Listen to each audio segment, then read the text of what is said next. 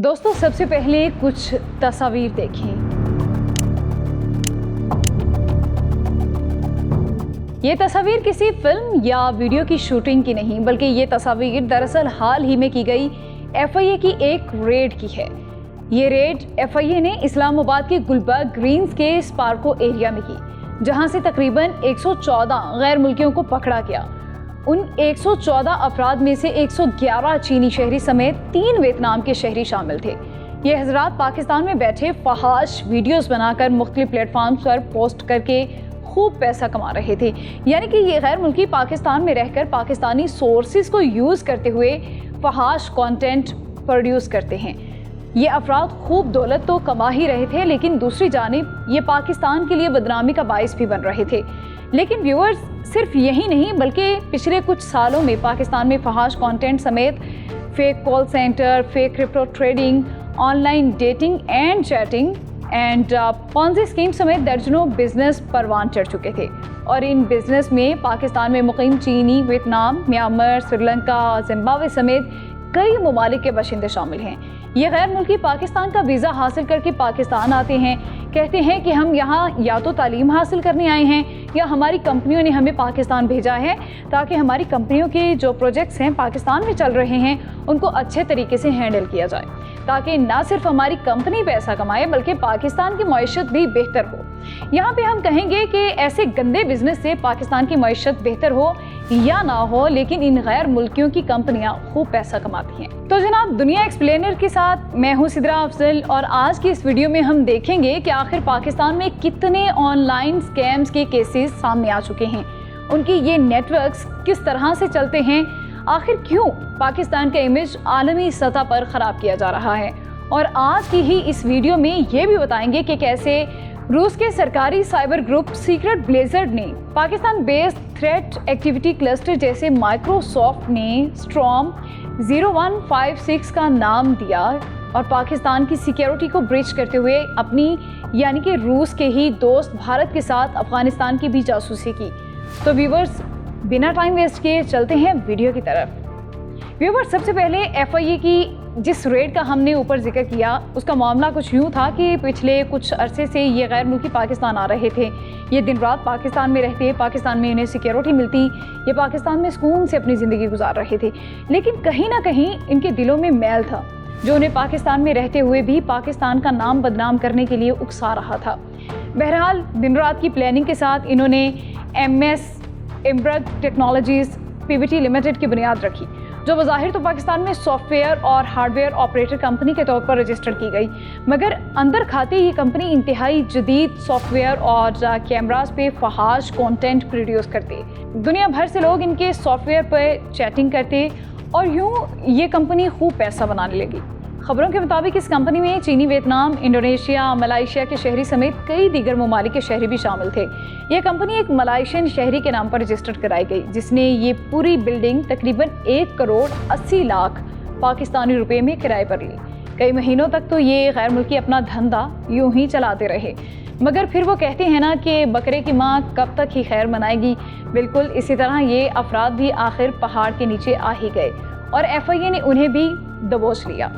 इस कंपनी के कुल 114 अफराद को हिरासत में लिया गया, उनमें कई अफराद को अडियाला जेल रावलपिंडी भी मुंतकिल किया गया। व्यूवर्स, अब कुछ मज़ीद केसेस की भी बात कर लेते हैं जिन्हें सुनकर हमारी तरह शायद आप भी हैरान और परेशान रह जाएंगे। तो चलिए अब उन केसेस की भी बात कर लेते हैं।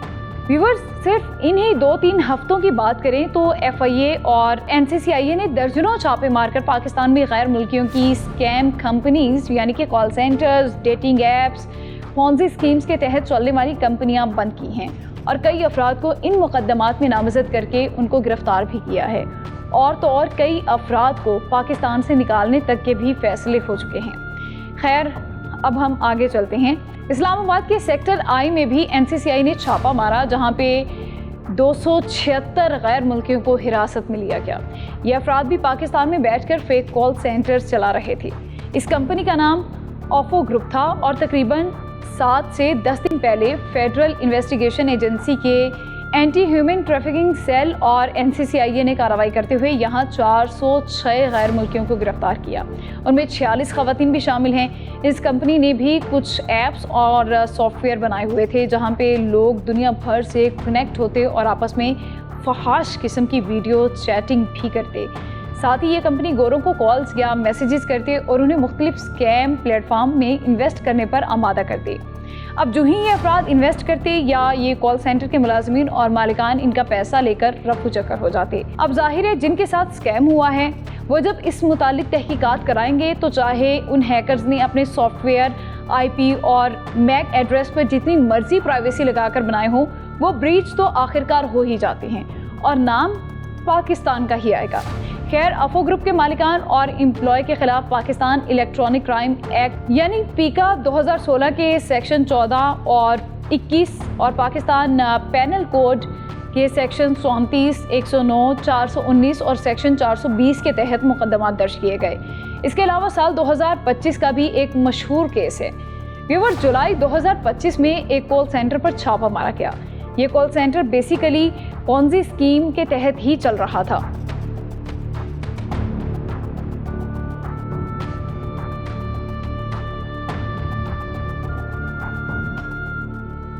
अब बात करेंगे पॉन्जी स्कीम की कि ये पॉन्जी स्कीम आखिर होती क्या है। चलिए हम आपको बताते हैं। ये ज़माना था 20वीं सदी का और उस ज़माने में इंटरनेट तो था ही नहीं। हाँ, टेलीफोन ज़रूर आ चुका था मगर वो ज़्यादातर सरकारी दफातर में ही इस्तेमाल होता था और आम आवाम अपने प्यारों से राबते में रहने के लिए खतूत भेजा करते थे जिसके लिए लाजमन डाक टिकट्स दरकार होती थी। तो व्यूवर्स, 1906 में इंटरनेशनल यूनिवर्सल पोस्ट यूनियन ने इंटरनेशनल फ्रीप्लाई कॉपन बनाए ताकि लोग ये कॉपन्स खरीदें और किसी दूसरे मुल्क के पोस्ट ऑफिस जाकर इन कॉपन्स को रिटर्न करके उस मुल्क में जितनी डाक टिकट्स की कीमत मुकर्रर है उसके मुताबिक डाक टिकट्स खरीदें। इसको आपके लिए मज़ीद आसान बनाते हैं। फ़र्ज़ करें उस दौर में स्पेन में एक कॉपन की कीमत तकरीबन 30 सेंट्स थी जो उस वक्त तकरीबन 1 अमरीकी सेंट के बराबर बनती है। यही कूपन अमेरिका के पोस्ट ऑफिस में तकरीबन 5 सेंट के डाक टिकट के बदले तब्दील हो सकता था।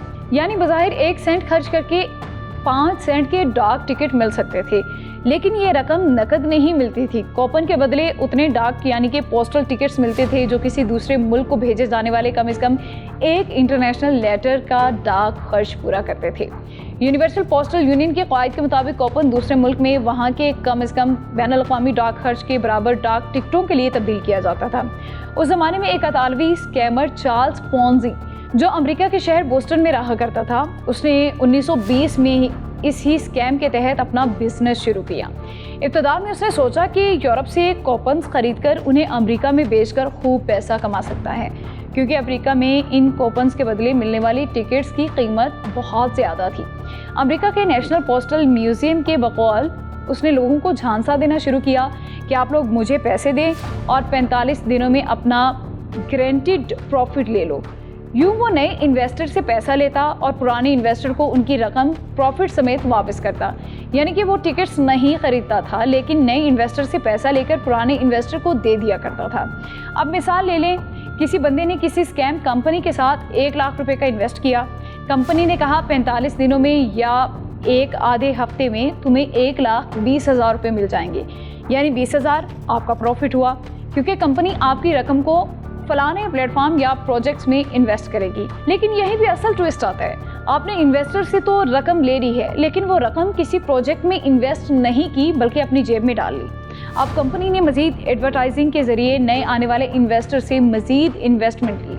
अब समझ लें, इन नए इन्वेस्टर से कंपनी ने 2 लाख रुपए ले लिए और पुराने इन्वेस्टर को कंपनी ने उनकी 1 लाख की इन्वेस्टमेंट के बदले में 1,20,000 रुपये दे दिए। अब कंपनी को नए इन्वेस्टर के 2 लाख में से 1,80,000 का प्रॉफिट हो गया। यूँ ये साइकिल चलता रहा और कंपनी की जेब में भी पैसा आता रहेगा और पुराने इन्वेस्टर्स को भी उनकी रकम प्रॉफिट समेत वापस मिलती रहेगी। लेकिन जब नए इन्वेस्टर्स आना बंद होंगे तो कंपनी का ये स्कैम बिजनेस कोलैप्स कर जाएगा। अब कंपनी बैंकक्रप्ट हो जाएगी। चार्ल्स पोंजी के साथ भी यही सब कुछ हुआ, क्योंकि पोस्ट इंस्पेक्टर ने कहा कि इतने कूपन्स खरीदे नहीं जा रहे जितना चार्ल्स पोंजी पैसा कमा रहा है। लेकिन फिर आहिस्ता आहिस्ता चार्ल्स बैंकक्रप्ट हो गया। लोगों को भी उसके स्कैम के बारे में पता चला और उसके खिलाफ तहकीकात भी की गई। उसने कुछ इन्वेस्टर्स को तो उनकी रकम वापस कर दी, मगर हर इन्वेस्टर को उसकी रकम वापस नहीं दे सका। पुलिस ने उसके खिलाफ तहकीकात करके उसको गिरफ्तार किया और फिर 1934 में उसे इटली वापस भेज दिया गया। दोस्तों, फैसलाबाद का ये कॉल सेंटर भी उसी स्कैम के तहत चल रहा था। स्कैमर्स इन्वेस्टर्स को कहते कि आपकी रकम क्रिप्टो करेंसी या फॉरेक्स वगैरह में इन्वेस्ट करके आपको ह्यूज प्रॉफिट्स दे दिए जाएंगे, लेकिन यहाँ उनके साथ बिल्कुल स्कैम हो रहा था। और दोस्तों, ये रकम और उसके बदले मिलने वाला प्रॉफिट हमेशा सेम नहीं रहता है, बल्कि हर लेवल पे आपसे कहा जाता है कि आप ज़्यादा पैसे इन्वेस्ट करें और ज़्यादा प्रॉफिट कमाएं।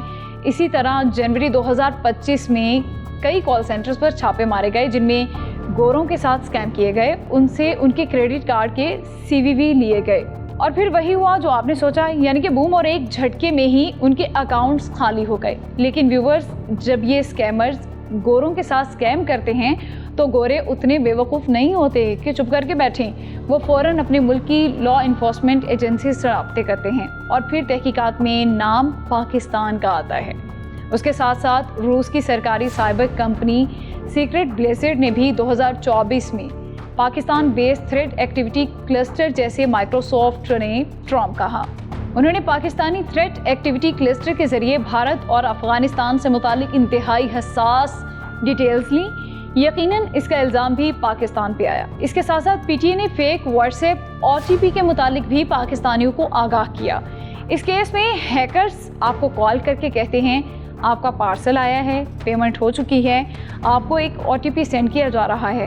वो OTP आप उन्हें बताएं ताकि आपको पार्सल डिलीवर कर सकें। जैसे ही उस शख्स को OTP आता है और वो उन स्कैमर्स को वो OTP ही बता देता है, बस वहीं पे उसका व्हाट्सएप हैक हो जाता है और उससे रिश्तेदारों को कॉल्स और मैसेजेस आते हैं।